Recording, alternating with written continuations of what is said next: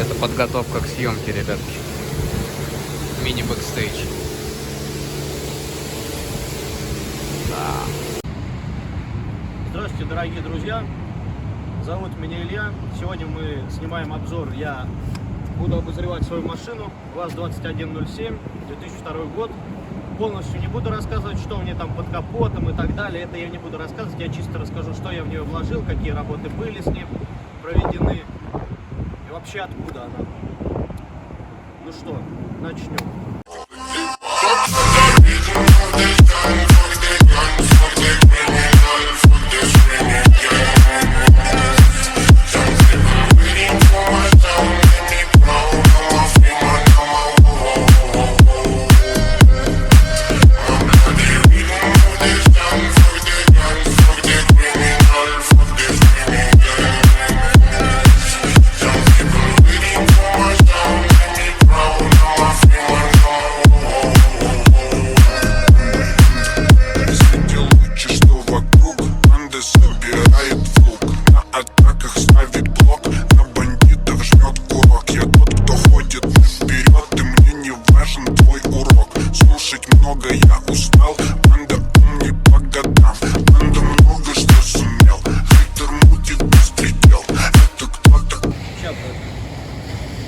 Ебало нормально.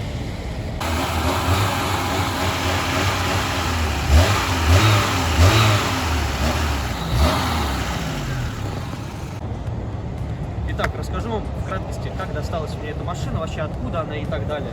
Получается, получаю я права 30 августа. В этот же день я еду забирать ее у дяди, у моего дяди. Стояла она у него в гараже. Вот, была она бита. Получается, он ее купил битую, сделал ее, поставил в гараж. Очень редко на ней ездит. Сейчас она, как вы видите, у нас уже весна, но она ездит именно эту зиму первый раз. То есть до этого она зимой никогда не ездила. Когда я ее забрал, было 64 тысячи пробега. Вот, а мне нужно было тогда забрать, потому что сентябрь, понятно, 1 сентября, девочки и так далее. Вот. Тут проходит 4 дня после того, как я ее забрал, у меня отъебывает стартер. Это самая первая такая покупка для меня, дорогая. Получается, машина стояла день, самая такая поломка была у меня. Вот, день стоял, я поехал на автобусе. Вот, как бы смешно это не звучало, но так оно и было. Мы потом сделали стартер, все сделали, починили. Стартер обошелся нам в 400, вот, не буду брать. Вот, и все, ну, в краткости так рассказал. А дальше начнем в плане, что я сюда добавлял, как вообще, что я сюда устанавливал. Итак, начнем. Первое, то, что я хотел купить давно, до машины, это было у меня рамки, ФСО и так далее. Но я никогда не ненавидел ни тонировку, ни громкую музыку до того момента. Начнем. Рамки у меня, как вы видите, отдел уличных дел, но это понятно, парни с Орлада. Конечно, это, так, управление всеми управлениями, это зашквар. А это нормальные пацанские рамки, я считаю. Дальше, оптика. Оптика у нас LED-лампы стоят, H4 вроде, не помню. Все заказывал с Валберса. По оптике, да, H4 лампочки, еще раз повторюсь, покупал я их за сколько? Рублей за 600 где-то. Вот. Рамки мне не обошлись, не сказал, в 250 рублей где-то за штуку, плюс-минус так. Дальше, что я поставил? ФСО. Ну, ФСО, понятно. Тут просто без вопросов. Без ФСО у нас никто почти не ездит, пацаны. ФСО обошлись мне также в 600 рублей где-то.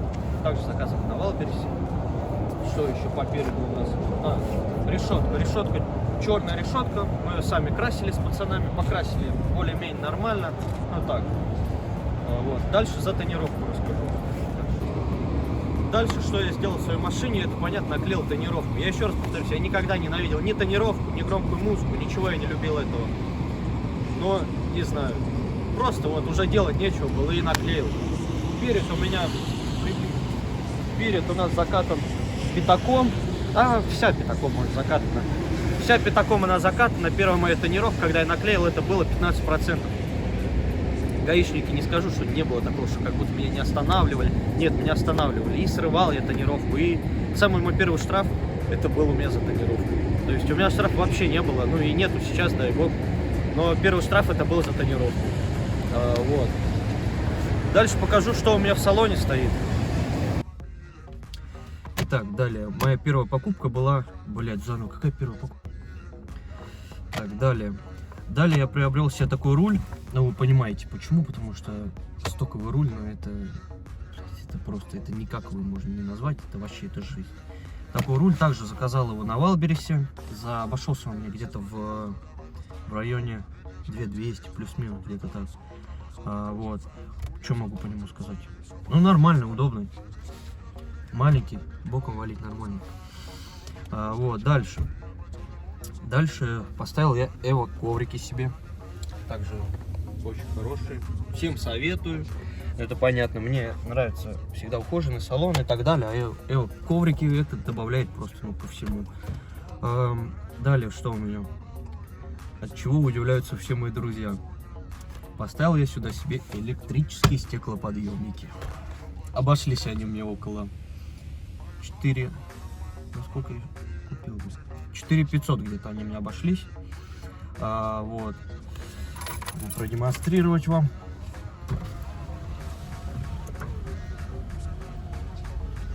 Главное, не останавливайся, да. Вот. Тоже геморроя много с ними было. Пока в этой установке тоже подключали. Провода мы протянули нормально. Вот через гофру. Как бы это угарно не звучало, но кнопки у меня стоят в подлокотнике. Фотография будет вот здесь. Вот. Дальше что могу рассказать? По музыке. Что у меня стоит по музыке в салоне? Из Маффана у меня стоит Аура 77 DSP просто. Вот, продемонстрирую вам. Ну, Ауру все знаете, по-любому видели. Вот. В передних дверях у меня стоят динамики на данный момент Solo 100, также прайдовские. Поставили мы их через подиум. Вон, продемонстрируй. Также поставили подиум, кольца, ну и, конечно же, грили. Обошлись они мне в 3800 где-то. Подиумы, я не помню, сколько мне обошлись, где-то 1600, что ли. Вот. Ну и грили по 500 рублей за штуку я брал. Также забыл сказать про свою подсветку. То, что в семерке, да, у меня подсвечивается, ну и как Мерседес, нихуя себе. Дальше. В багажнике у меня стоит САП. Это отдельная история. Как мы его ставили, как это все было. Добавим сюда видос, посмотрите. Мы из Южного Централа, из отдела по борьбе с понтами. Тут соседи вызывали, кто-то шумел на нашем квартале. Не шути с нами, мы из отдела по борьбе с понтами. Поступил сигнал из Южного Централа. Алло, ты шумел на нашем квартале. Бэк.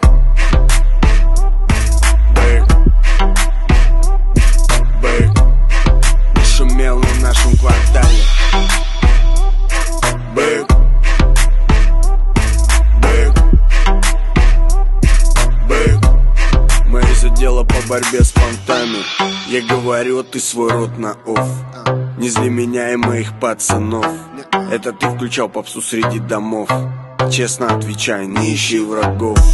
Давай говори, а мы послушаем. Не вздумай вешать нам лапшу на уши. Я заезжаю во дворы, мажок потушен. Тут пиздецкая слышимость, кам на тушках. Я понимаю, на радарах быть, но не в этом районе, здесь на радарах мы. Да и музыка должна ебашить, а не выть. А это твоя соло в соло, это так понты. Тебе пора признать, это не впечатлить. Да и не мешало бы машину чаще мы. Вычищай салон, как место преступления. Чистота имеет значение. Итак, что у нас стоит по САПу? Моноблок у нас стоит, от чего, то есть питает грифоновский на 800 ватт. Сам САП, получается, этот Pride, Оникс вроде, я не помню, двенашка, короче, вот. Короб вы сами видите. Ну тут фотографию добавим, как он все лежал до этого, тоже неудобно. Расскажу вам еще одну предысторию, откуда у меня. Я не буду говорить то, что я это сам покупал, честно. Маффа и САП мне подарил очень хорошему другу, одногруппник. То есть просто без повода, просто сказал: Илюх, вот тебе подгон такой. Типа, ну как, он собирается новый себе брать, а этот просто взял и подарил, вот такой добрый. Зовут его Андрюха, увидите в следующих роликах, опять творит какую-то дичь, мы его подснимем. Итак, дорогие друзья, что у нас стоит по музыке, я все покажу в следующем ролике, мы все покажем, подробно расскажем, откуда, как, что, когда появлялось и так далее. Вот. Сейчас я вам скажу, сколько я вложил в эту машину примерно, где-то по внешке и так далее, на вот эти вот все подсветки и так далее. Вышло у меня это все где-то 1020, это с учетом стартера и так далее всего. Вот, вышло это 1020 плюс-минус. Вот, по музыке, что у меня стоит, это вышло где-то 33 тысячи. Ну, это я считаю с учетом Саба и Маффина, которые мне просто подарили, как бы я просто посчитал. А так, ну, Маффин стоит 5900, а Саб где-то 20-ка. Остальное все сам покупал. Вот, что еще могу сказать? Ну, про то, что по музыке мы покажем все в следующем ролике вам. Обзор полный снимем. Все нормально, покажем, как играет и так далее. Вот. Еще хотел бы добавить, что вы увидите на этом канале. На этом канале мы вам будем показывать также обзор еще с одной машины, скорее всего, если он даст добро, человек этот, снимем вам обзор, а дальше чисто контент, просто контент сплошной. Также у нас будут и влоги, звукари проехали. Также у нас будет контент, просто все, что у нас происходит, и также влоги будем снимать, и все в подряд. Вот, все, что можно для вас. Ну, понятное дело, цель у нас какая. Будет много подписчиков, будет все получаться. Обещаем вам, дай бог. Но какое-нибудь ведро мы купим, как это все делают, это понятно. Мы купим его и дальше начнем с ним снимать.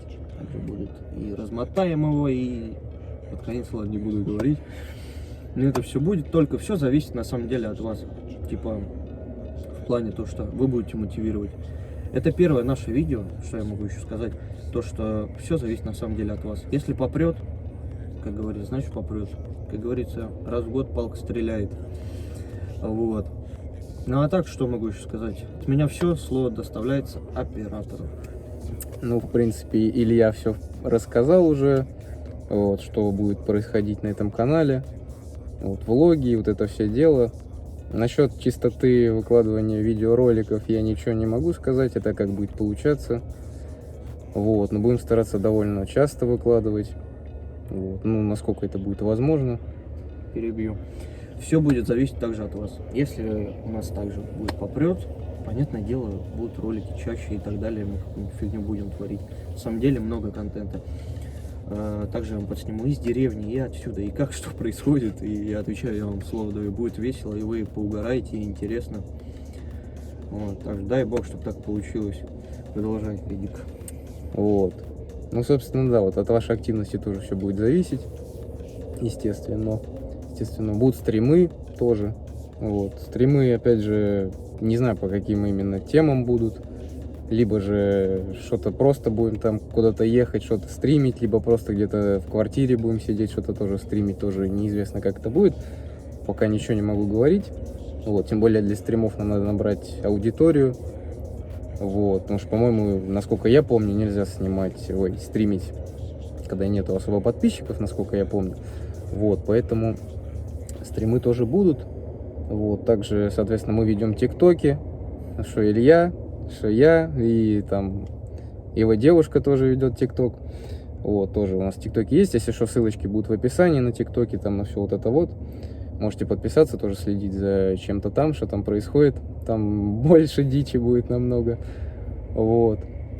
Собственно, вот так. Еще перебью. Все, что нельзя выкладывать на YouTube и так далее, это будет у меня в телеграм-канале. Телеграм-канал я создал, ну, чисто для себя, так думал, для своих. Но так получилось, мы захотели снимать. И я прикреплю ссылку, точнее, Эдик прикрепит. Там все посмотрите. В плане с этой машиной, то, что было, как мы гуляем в деревне и так далее. В деревне там гулянки, движухи, все, что можно, вы увидите. Я вам отвечаю, заходите, не пожалеете. Просто мотните вот так вот в самый низ. И прям с верхнего, с самого нижнего, прям вот так вот по каждому видосу смотрите. В этом увидите моих друзей, девушку и так далее. Что творилось с этой машиной, сколько у нас было с ментами, что у нас было и так далее. А у меня вроде все. Вот. Ну и, собственно, подписывайтесь на канал, ставьте лайки, колокольчик жмякайте, чтобы не пропускать видеоролики новые. Вот. Ну, в принципе, на этом все. Всем спасибо за просмотр. Всем пока. Давайте, братва.